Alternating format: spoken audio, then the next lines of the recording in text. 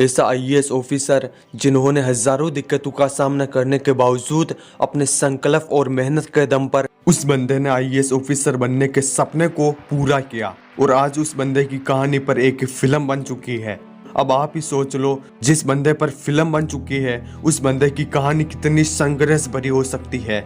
जी हाँ, आज इस वीडियो में ऐसे बंदे के बारे में बात करेंगे जिसको किसी टाइम पर लोग मुंह भी नहीं लगाते थे और आज लोग उसके चारों तरफ चक्कर लगाते हैं। ये कहानी सुनकर आपके रोंगटे खड़े हो जाएंगे। जब गोविंद के पास पैसे नहीं थे तब उसने क्या किया था। गोविंद को जब ताने सुनने को मिलती थी तब उसने क्या किया था। जब गोविंद के पिता ने जमीन बेच दी थी तब गोविंद ने क्या किया था। बहुत मुश्किलों के बाद गोविंद आईएएस कैसे बना, ये सब हम इस कहानी में जानेंगे। इस वीडियो को पूरा देखने के बाद आपकी रूह काम जाएगी। मेरे आईएएस बनने के पीछे सबसे बड़ा रीज़न यही था कि मेरे फादर दौरान मेरी मदर की डेथ भी हो गई। तो हमेशा से एहसास होता था कि मैं पढ़ने में बहुत तेज़ हूँ लेकिन मुझसे कोई बात नहीं करता है। घर से बाहर निकालते हुए कहा कि तुम्हारे जैसे परिवार के लड़कों को हमारे घर में आने की हिम्मत कैसे हुई।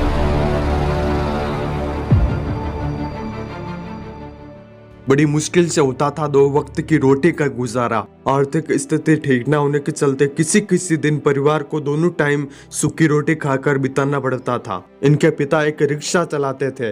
किराए के मकान में रहने वाला गोविंद का परिवार 2 वक्त की रोटी का भी बड़ी मुश्किल से गुजारा कर पाता था। गोविंद ने एक इंटरव्यू के दौरान बताते हुए काफी इमोशनल हो गए थे और कहा, एक वक्त ऐसा भी आया जब पड़ोस के लोगों ने अपने बच्चों को उनके साथ खेलने के लिए मना कर दिया था। बचपन में गोविंद एक बार खेलते हुए अपने एक दोस्त के घर चले गए और वहां दोस्त के पिता ने गरीबी की वजह से नफरत भरी निगाहों से देखते हुए गोविंद से पूछा कि तुम किसके हो। गोविंद ने अपने पिताजी का नाम बताया और बोला, मेरे पिताजी रिक्शा चलाते हैं।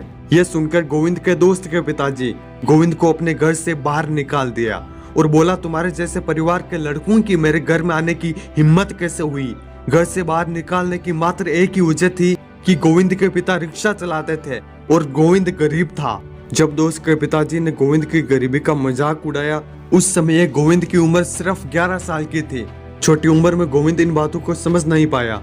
तो फिर एक दिन गोविंद ने ये सारी बातें अपने जानने वाले सज्जन को बताई। उन्होंने गोविंद को समझाते हुए कहा कि तुम्हारा बैकग्राउंड कमजोर है, इसलिए तुम्हें घर से बाहर निकाला। गोविंद ने कहा, यह बैकग्राउंड क्या होता है और इसको मजबूत कैसे किया जाता है। उस व्यक्ति ने कहा कि तुम बड़े बिजनेसमैन बन जाओ या आईएएस बन जाओ। जब तुम बड़े बिजनेसमैन बन जाओगे या आईएएस बन जाओगे तब तुम्हारे घर का बैकग्राउंड भी मजबूत हो जाएगा। तभी गोविंद ने मन ही मन में आईएएस बनने की ठान ली। अपने पिता के खिलाफ कठोर शब्द गोविंद को हमेशा तीर की तरह चुभते थे। उनका घर ऐसी जगह पर था जहां शोरगुल्ले की कोई कमी नहीं थी। उनके घर के आसपास मौजूद फैक्ट्रियां और जनरेटरों के शोर में एक दूसरे से बात करना भी काफी मुश्किल होता था। नहाने धोने से लेकर खाने पीने तक का सारा काम छोटे से घर में करना पड़ता था। हालांकि ऐसी परिस्थिति में रहने के बाद भी गोविंद ने शुरू से पढ़ाई पर पूरा ध्यान दिया था। घर की स्थिति खराब होने के कारण गोविंद ने अपनी पढ़ाई और किताबों का खर्च निकालने के लिए क्लास 8 में ही अपने से छोटे बच्चों को ट्यूशन पढ़ाना शुरू कर दिया था। लोग कई बार गोविंद को ये ताना भी देते थे कि चाहे तुम जितना भी पढ़ लो, चलाना तो तुम्हें रिक्शा ही है। लेकिन इन सभी बातों को गोविंद चुपचाप सुन लेते थे, कभी जवाब नहीं देते थे। उन्हें पता था कि क्या करना है।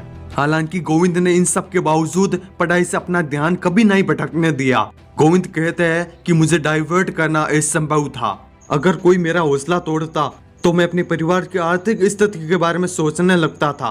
गोविंद कई बार घर के आसपास के शोर से इतना परेशान हो जाते थे कि वे अपने कानों में रुई लगाकर पढ़ाई क्या करते थे। जब उन्हें ज्यादा परेशानी होती थी तो वो मैथ के सवालों को हल करने में लग जाते थे। वहीं रात के समय जब शांति होती थी तब वो बाकी सब्जेक्ट की पढ़ाई क्या करते थे। इसके अलावा उनके वहाँ करीब 12 से 15 घंटे बिजली नहीं रहती थी, जिस वजह से उन्हें अक्सर मोमबत्ती जलाकर पढ़ाई करनी पड़ती थी। 12वीं तक पहुँचते पहुँचते हुए बहुत ज्यादा फोकस्ड हो गए थे। 12वीं पढ़ने के बाद अपने पिताजी को बताया कि वो 15वीं तक पढ़ना चाहते हैं। दरअसल उनके पिता को हाई स्कूल या ग्रेजुएशन के बारे में नहीं पता था। गोविंद ने मैथ से ग्रेजुएशन किया था। ग्रेजुएशन में अच्छे अंक प्राप्त करने के बाद गोविंद आईएएस की तैयारी में लग गया, मगर एक ही कमरे में पूरे परिवार के साथ रहने की वजह से सिविल सर्विसेज की तैयारी करना बहुत मुश्किल था। लेकिन आईएएस का सपना आंखों में था। फिर 2005 में गोविंद तैयारी के लिए दिल्ली आए, लेकिन पीछे से रिक्शा चलाने की वजह से गोविंद के पिता के पैर में चोट लग गई। ठीक से दवाई न लेने की वजह से टिटनेस हो गया और वे पूरी तरह से बेरोजगार हो गए। लेकिन इस बात की भनक गोविंद को नहीं लगी, क्योंकि उनके पिता चाहते थे कि उनका बेटा अफसर बनकर परिवार का नाम रोशन करे। ऐसे में गोविंद की पढ़ाई के लिए उनके पिता ने अपनी जमीन मात्र 30,000 रुपये में बेच दी, ताकि उनका बेटा अपनी पढ़ाई पूरी कर सके। गोविंद अपने परिवार द्वारा दिए गए इस बलिदान को समझते थे और ठान लिया कि मुझे अब तो आईएएस बनना ही है। गोविंद ने सोच लिया कि एक दिन लोगों को इसी रिक्शे वाले के बेटे पर गर्व होगा। दिल्ली में आईएएस की तैयारी के दौरान भी कई तकलीफों का सामना करना पड़ा। गोविंद पार्ट टाइम कुछ बच्चों को गणित का ट्यूशन देने लगे थे। कई बार गोविंद के पास खाने तक के पैसे नहीं होते थे। कमरे का किराया देने के बाद उनके पास केवल 150 रुपए बचते थे। ऐसे में गोविंद पूरे दिन में एक टाइम ही खाना खाने लगे, लेकिन समय से खाना नहीं खाने की वजह से उनकी तबीयत खराब होने लगी थी। मगर तब भी उन्होंने हार नहीं मानी और आईएएस की तैयारी जारी रखी। साल 2006 में गोविंद ने पहली बार आईएएस की परीक्षा दी। अपने पहले ही प्रयास में मात्र 22 साल की उम्र में साल 2006 में अपनी पहली कोशिश में ही 48वां रैंक हासिल किया और बन गए आईएएस ऑफिसर। गोविंद अपना रिजल्ट देखने के बाद खुशी का ठिकाना नहीं रहा और गोविंद जब अपने घर पहुंचे तो लोगों ने बड़े ही प्यार से उनका स्वागत किया। साथ ही जो लोग बचपन में ये सोचते थे कि एक रिक्शे वाले का बेटा कभी आईएएस की परीक्षा में सफल नहीं होगा, वही लोग आज गोविंद के चारों तरफ घूमते हैं। आईएएस गोविंद का मानना है कि अगर उन्होंने जिंदगी में बुरे दिन नहीं देखे होते और संघर्ष नहीं किया होता तो आज जिंदगी का मतलब कभी समझ नहीं पाते।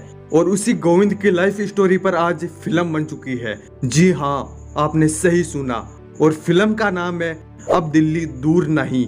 दोस्तों, गोविंद जैसवाले की जो कहानी है वो बहुत ही संघर्ष भरी कहानी है। मैंने तो कहानी को बहुत ही शॉर्ट में बताने की कोशिश की है।